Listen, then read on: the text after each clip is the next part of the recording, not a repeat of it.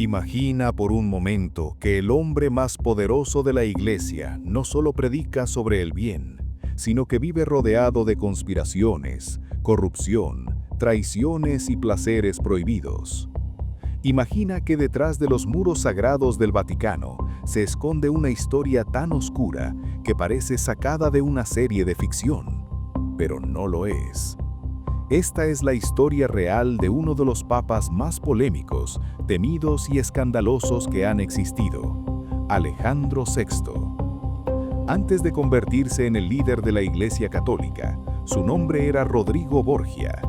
Desde el inicio, su historia ya estaba marcada por el poder. Nació en una familia influyente en España, lo que le abrió puertas que la mayoría ni siquiera podía imaginar.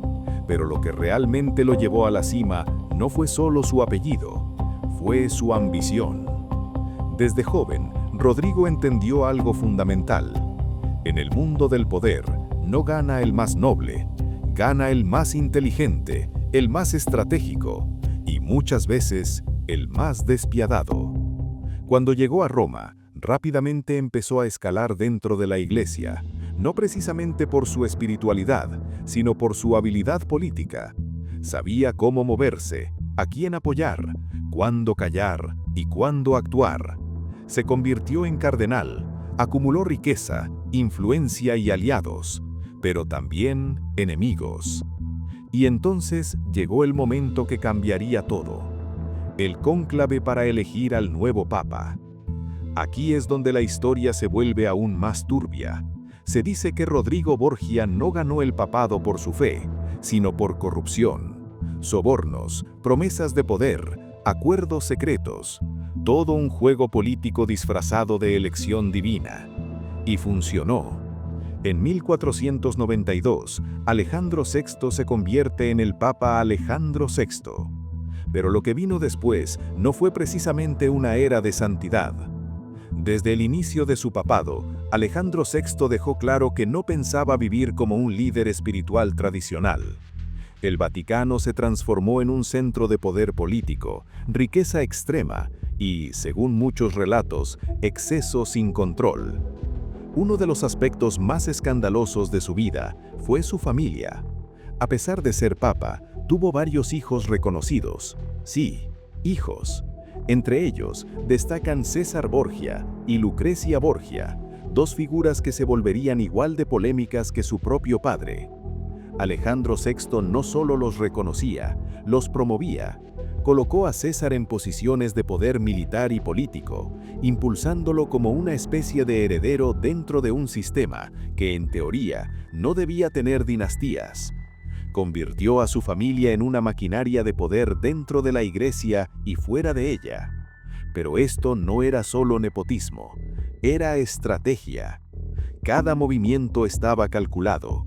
Matrimonios arreglados, alianzas forzadas, traiciones silenciosas.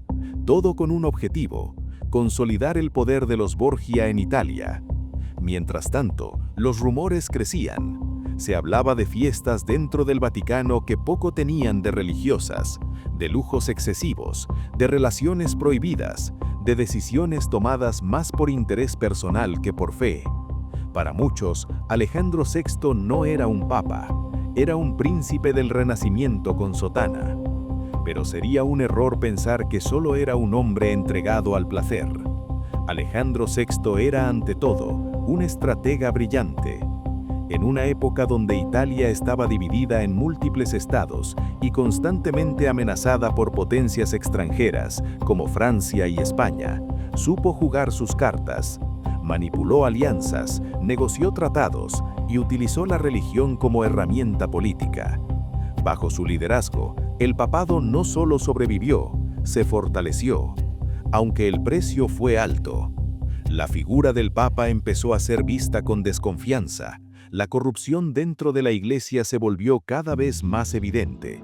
Y aunque en ese momento no lo sabían, este tipo de excesos sembraría las semillas de futuras crisis religiosas en Europa.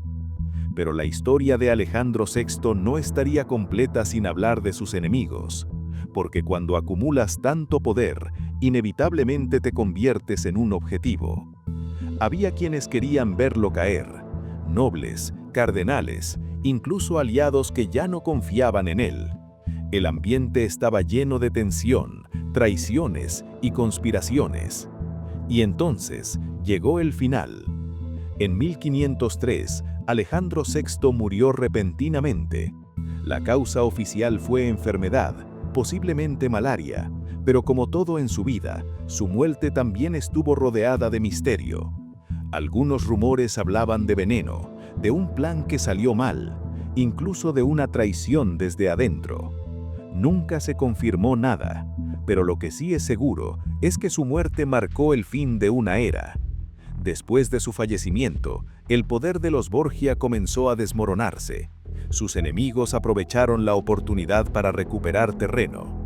César Borgia, que había sido una figura imparable, perdió influencia rápidamente.